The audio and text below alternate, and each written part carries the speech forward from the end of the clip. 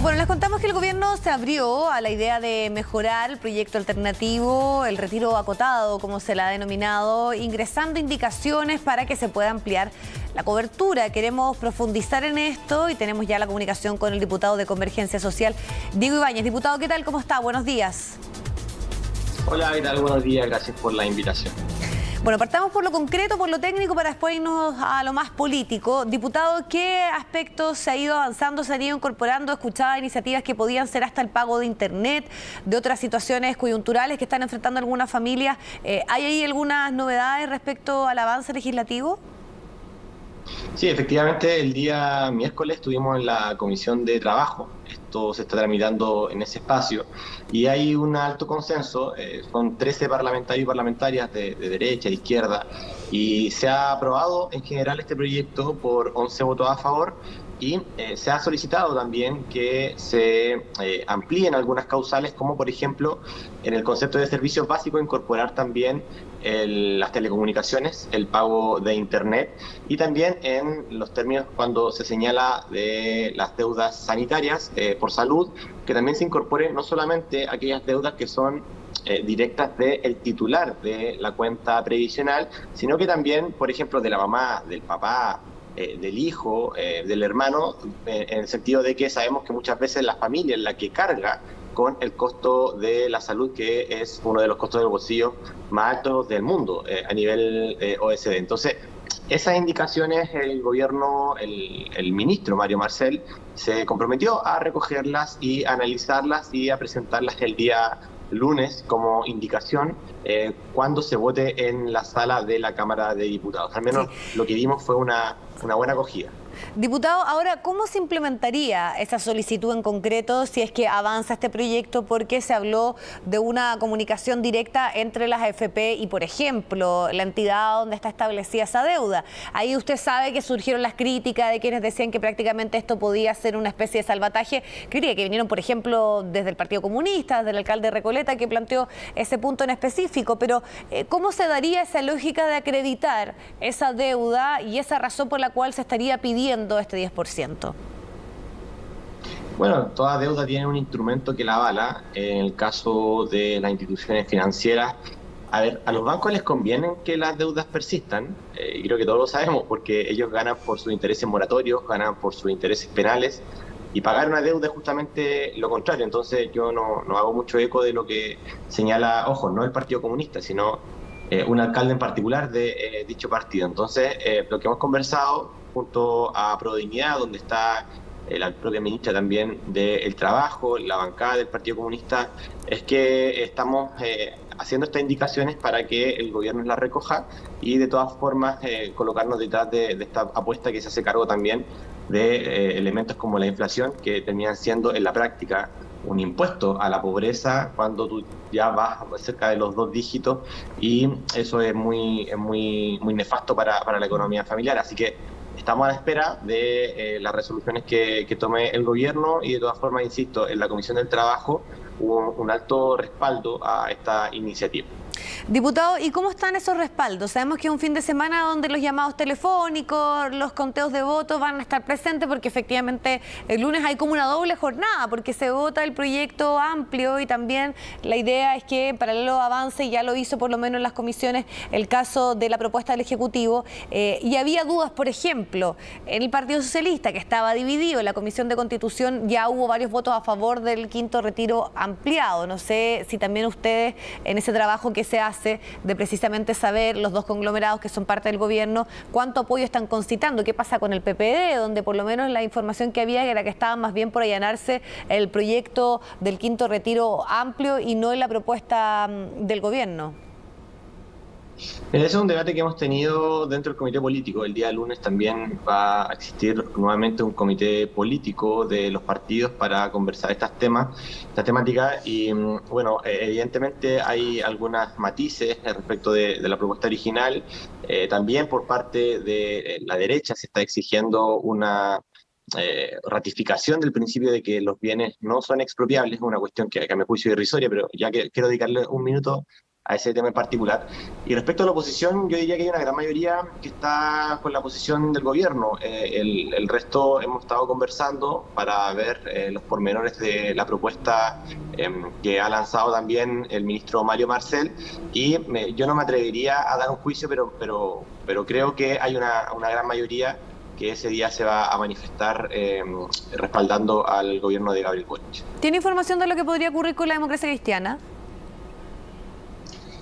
Lo que hemos conversado con algunos parlamentarios, incluso el presidente de la Comisión de Trabajo de la Cámara de Diputados, que es de la democracia cristiana, ha establecido que está a favor, digamos, de esta iniciativa. Entonces, la verdad es que yo entiendo que hay mucha tergiversación, hay dime y diretes, pero yo diría que el día lunes va a ser un momento definitivo cuando también ya se vaya mejorando la propuesta del gobierno, y desde ese punto de vista creo que tendremos una mayoría que respaldará también esta iniciativa, toda vez que también, y quiero ser súper honesto con la gente, porque hoy no hay viabilidad tampoco en el Senado. Recordemos que el Senado hoy tiene una composición que es bastante más conservadora, yo diría.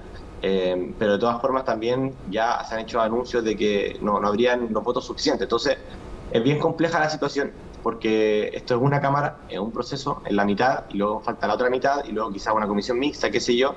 Entonces hay que ser bien realista con esta situación. Yo quiero ser bien honesto con la gente. Jamás le hemos dicho a alguien que vamos a empujar algo que después no va a poder ser aprobado. Y usted dice, diputado, que hay más posibilidades de que avance la propuesta del Ejecutivo en el Senado, porque ayer, por ejemplo, conversaba con el senador Fidel Espinosa del Partido Socialista, y él más bien estaba y aclaró acá por el proyecto amplio. Entiendo que el senador Durresti también estaría en esa posición. Entonces, según lo que usted tiene como antecedente político, ¿hay más apoyo en el Senado a esta propuesta que el quinto retiro?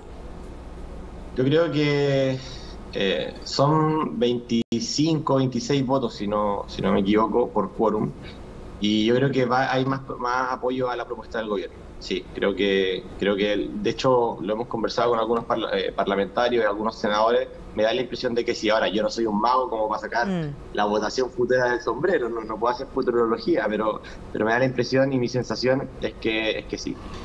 Diputado, hablemos ahora un poco de los aspectos políticos. Ya en la prensa, sobre todo, se analiza de esta jugada del gobierno en esta propuesta acotada como un verdadero test a lo que va a ser la gestión y sobre todo al orden interno. Recordemos que el mismo momento en que estaba el expresidente Sebastián Piñera, una de las problemáticas que tuvo es que no podía alinear, obviamente, a sus partidos en el Parlamento, y por eso se hablaba casi de un Parlamento de facto. Entonces, es bien importante lo que puede ocurrir también con la decisión y la postura que ha tomado el gobierno. ¿Cómo ve el aspecto político, podríamos decir, si es que efectivamente no avanza el proyecto, la propuesta del Ejecutivo, y sigue ganando más adhesión el proyecto amplio del quinto retiro? Yo creo que va a avanzar la propuesta del Ejecutivo. Yo creo que el problema está en quizás la propuesta original, y los problemas respecto a la inflación, al alza de precios y los efectos colaterales sobre los cuales no se hace cargo. Me da la impresión de que el proyecto del Ejecutivo sí va a avanzar de todas maneras. Hay un apoyo transversal, y eso se ha demostrado en la Comisión del Trabajo, donde de 13 parlamentarios, o sea, 11 lo han aprobado. Entonces yo creo que en ese sentido no hay problema. El problema es qué va a pasar con la inflación también, y con los instrumentos con los cuales las familias cotidianamente intentan pasar el día a día. Sabemos que 500.000 pesos, recordemos que además la mitad de los afiliados no van a poder sacar ni siquiera quizás 500.000 pesos, ni 1.000.000 de pesos, y muchos están en cuenta cero. Entonces, la idea hoy es promover la estructura de desigualdades mediante empleo, mediante apoyo a la pequeña y a la mediana empresa, a la microempresa también, que es un poco lo que se orienta el plan de recuperación inclusiva. Ahora bien, yo quiero señalar algo, si me das un minuto, respecto de las fake news de la expropiación de ahorros provisionales, porque muchos parlamentarios señalan que en la medida en que el gobierno presente una reforma constitucional donde se hagan inexpropiables los ahorros provisionales, ellos van a votar a favor de la propuesta del gobierno. Ahora hay que ser bien claro, porque la expropiación hoy está regulada en nuestra Constitución, está en el 19, número 24. Se debe mostrar causal de utilidad pública o interés nacional, y esta causal tiene que ser además calificada por el Congreso. O sea, solo se puede privar de propiedad mediante una ley que lo permita. ¿Y quién hace las leyes? El Congreso. Y los propios parlamentarios están diciendo que el gobierno los iría a expropiar cuando ellos son los que tienen la última palabra. Además da el derecho de indemnización en efectivo. Entonces es imposible, es absurdo, es ficticio, es falso, es de una ignorancia colosal plantear que te van a expropiar los fondos previsionales. Y yo creo que finalmente es una mala intención descomunal, donde el objeto es mentir, es tergiversar y no cambiar nada de lo que ya se ha Y en el fondo cambiado. el proyecto del gobierno es como para matar ese punto, pero también se dijo que podía ser una forma de negociar apoyo a la propuesta del Ejecutivo al proyecto acotado. Desde luego, desde luego que no cambia nada. Y yo insisto, creo que si es que la derecha hoy y mucha ciudadanía está confundida por esta fake news, por estos miedos que se inventan de que se van a expropiar los fondos, bueno, habrá que hacer esta propuesta y empujarla, pero a mi juicio es el sembrar miedo y el apuntar a las fake news es una debilidad de tu argumento. Es cuando ya, digamos, no tienes mucho más que decir, inventa una situación. Y como te digo, jurídicamente es absolutamente improcedente que alguien te expropie los fondos previsionales, Sí. que te pague una indemnización millonaria por esos fondos previsionales, que les paga la AFP, que le paga la afiliado, Diputado, que luego se necesita una ley y todo eso. ahora, más allá de lo que pueda ocurrir con la votación propiamente tal, el punto está en que si uno, no sé, usted probablemente estaba en las comisiones del trabajo, pero si uno hacía un barrido por cuando se le tomaba el pulso a las opiniones de las personas, en las calles, en los matinales, sobre todo, la mayoría, y es la percepción que todos tienen, están por la idea de un retiro ampliado. Y también se ha cuestionado, sobre todo al Frente Amplio, los sectores que han apoyado estos otros retiros, que ahora manifiesta una posición distinta. Entonces, también se va a producir aquí algún desgaste finalmente en esa definición, en esa postura que tome el gobierno. ¿Cómo analiza de que por lo menos ya está instaurado en la lógica de todos, más allá de lo que puedan decir los expertos, de los efectos de la inflación, que probablemente es comprobable eso, no es discutible, pero que en la percepción de la ciudadanía ese dinero les pertenece y ellos quieren hacer el uso que ellos quieran o consideren, no que les estén diciendo en qué materias pueden gastarlo, que finalmente es lo que ha generado mayor crítica a la propuesta del Ejecutivo. Mira, buena pregunta, porque los retiros fueron una política en una medida en el cual las cuarentenas, la falta de ayudas sociales del presidente Piñera obligaron a generar esta situación. Recordemos que estas medidas que nosotros proponíamos eran que el 65% de los créditos FOGAPE fuesen a la micro y a la pequeña empresa, y los bancos terminaron discriminando por DICOM o por deudas tributarias de las pequeñas empresas. Retiraron utilidades mediante las propuestas del gobierno a los grandes grupos económicos, rechazaron suspender el pago de los servicios básicos, agua, luz, gas, rechazaron postergar las deudas hipotecarias.